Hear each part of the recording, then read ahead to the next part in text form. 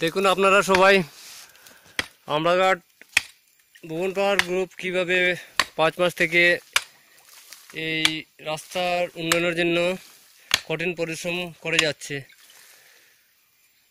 এই যে বড় পাথরটির নাম বড় ওটি, এখানে বিগত 5 মাস থেকে কাজ চলছে। 100 বছর আগের থেকে শুধু 4 ইঞ্চির এই যে সাইজটা দেখছেন আপনারা, এই